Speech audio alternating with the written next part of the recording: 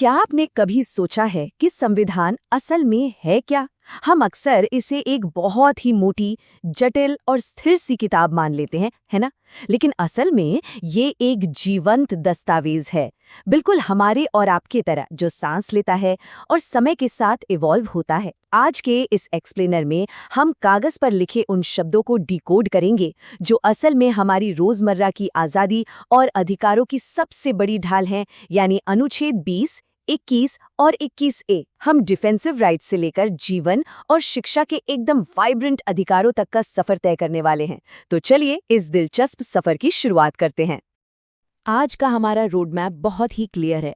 हम अनुच्छेद 20 से शुरू करेंगे, यानी अभियुक्तों का संरक्षण, फिर अनुच्छेद 21 राइट टू लाइफ और कैसे इसका दायरा लगातार बढ़ रहा है, इसे समझेंगे।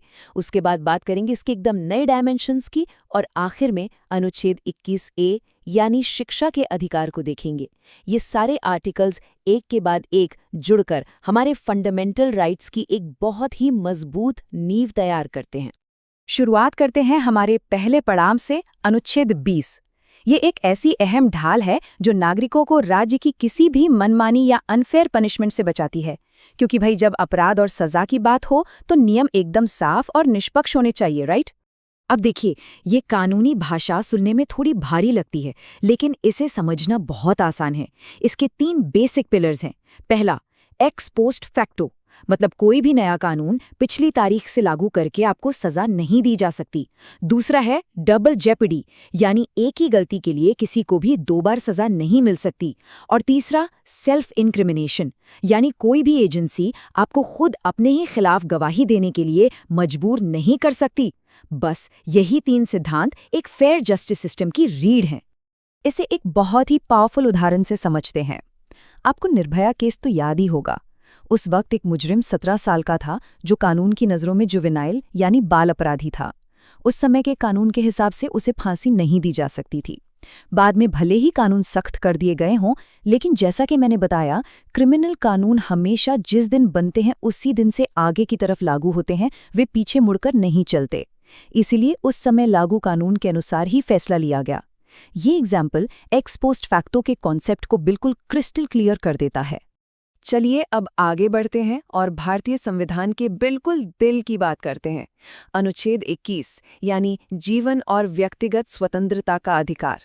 मैं आपको बता दूं, ये सिर्फ एक नॉर्मल सा अधिकार नहीं है, बल्कि एक बहुत बड़ा छाता है जिसके नीचे हमारे वजूद की लगभग हर चीज समाई हुई है।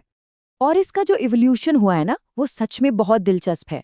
1950 के ए.के. गोपालन केस में सुप्रीम कोर्ट ने माना था कि इसका मतलब सिर्फ जिंदा रहना है, मतलब बस सर्वाइव करना। लेकिन फिर आया 1978 का ऐतिहासिक मेनका गांधी केस। इस केस ने पूरी कहानी ही पलट दी। कोर्ट ने कहा, नहीं, सिर्फ जानवरों की तरह जिंदा रहना काफी नहीं है, बल्कि मानवीय गरिमा या डिग्निटी के साथ जीना ही असली राइट टू लाइफ है। इस एक फैसले ने अधिकारों के दायरे को हमेशा के लिए बदल कर रख दिया। अब इसी गरिमापूर्ण जीवन से एक बहुत ही गहरा और ट्रिकी लीगल सवाल पैदा होता है। जरा सोचिए, अगर हमें अपनी मर्जी से सम्मान के साथ जीने का अधिकार है, तो क्या इस अधिकार के अंदर अपनी इच्छा से मरने का अधिकार भी शामिल है? इस सवाल पर सुप्रीम कोर्ट की सोच कैसे बदली, ये समझना बहुत जरूरी है। शुरुआत में 1994 के पी रत्नम और 1996 के ज्ञान कौर मामलों में अदालत ने एकदम साफ कर दिया था कि जीवन जीने के अधिकार में अप्राकृतिक तरीके से अपनी जान लेने का अधिकार बिल्कुल शामिल नहीं है। सुसाइड या इच्छा मृत्यु की सख्त मनाही थी। लेकिन कहानी में एक संवेदनशील मोड़ आया 2011 के अरुणा शानभाग केस से। कोर्ट ने हालात की गंभीरता को समझा और मानवीय करुणा दिखाते हुए कहा कि अगर कोई इंसान बेहद कष्टदायी और लाइलाज स्थिति में है, तो उसे एक डिग्निफाइड अंत के लिए पैसिव यूथनेशिया यानी निष्क्रिय इच्छा मृत्यु दी जा सकती है। और बात यहीं खत्म नहीं होती। चलिए फटाफट देखते हैं कि कैसे सुप्रीम कोर्ट ने समय के साथ अनुच्छेद 21 का दायरा इतना बड़ा कर दिया कि आज ये हमारी जिंदगी के लगभग हर पहलू को कवर कर रहा है। अब जरा इन राइट्स की लिस्ट सुनिए। ये सब जीवन के अधिकार वाले छाते के नीचे ही आते हैं। विदेश जाने का अधिकार, साफ पर्यावरण का अधिकार और यहाँ तक कि गरिमापूर्ण अंतिम संस्कार का भी अधिकार। विशाखा केस से हमें वर्क प्लेस पर यौन उत्पीड़न से सुरक्षा मिली। फिर वो ऐतिहासिक पुट्टास्वामी केस, जिसने प्राइवेसी को हमारा मौलिक अधिकार बना दिया। अरे, यहाँ तक कि अपनी पसंद का लाइफ पार्टनर चुनना भी इसी अनुच्छेद का हिस्सा है ना कमाल की बात? लेकिन रुकिए, कुछ और भी बेहद दिलचस्प राइट्स हैं जो नोट से निकल कर आते हैं। रामलीला मैदान केस याद है? उसके तहत चैन से सोना भी आपका मौलिक अधिकार है, कोई आपकी नींद खराब नहीं कर सकता। और अनुच्छेद 21 सिर्फ इंसानों तक लिमिटेड नहीं है। पशु कल्याण समिति केस के तहत जानवरों को भी जीवन का अधिकार मिला है। नमामि गंगे और नर्मदा बचाओ अभियानों से नदियों को एक जीवित इकाई माना गया है। और तो और, आज के दौर में डिजिटल वर्क को भी जीवन के अधिकार के रूप में मान्यता मिल रही है। अब हम शिफ्ट करते हैं उस अधिकार की तरफ जो इस गरिमापूर्ण जीवन को असल में मुमकिन बनाता है। वो है अनुच्छेद 21A, यानी शिक्षा का अधिकार। क्योंकि बिना एजुकेशन के डिग्निटी पाना तो बहुत मुश्किल है। ये स्पेसिफिक प्रोविजन एक बहुत ही सीधी गारंटी देता है कि 6 से 14 साल के हर बच्चे को मुफ्त और अनिवार्य शिक्षा मिलेगी। ये कोई खोखला वादा या सिर्फ एक पॉलिसी नहीं है, बल्कि बच्चों के भविष्य को संवारने की एक पक्की लीगल गारंटी है। अब ये सफर तय कैसे हुआ?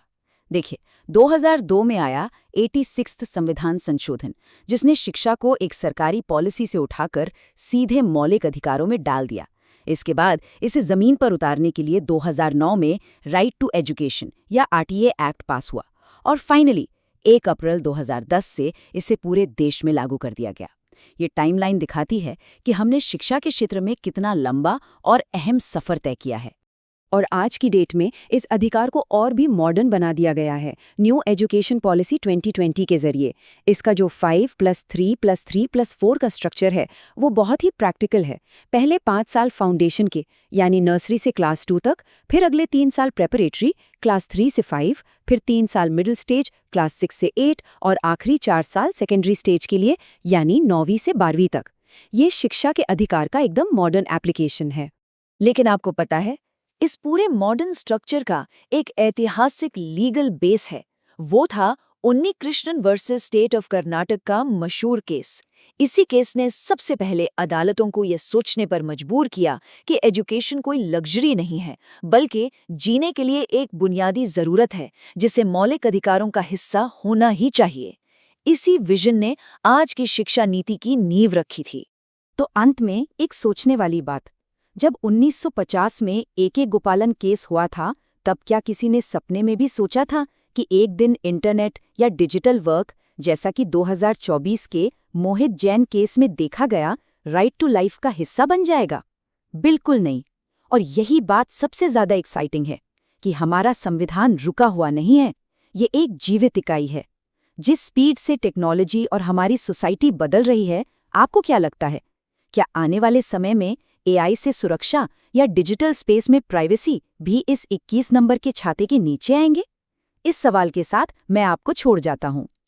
आज के इस एक्सप्लेनर में हमारे साथ जुड़ने के लिए बहुत बहुत शुक्रिया और अपने अधिकारों के प्रति हमेशा जागरूक बने रहिए।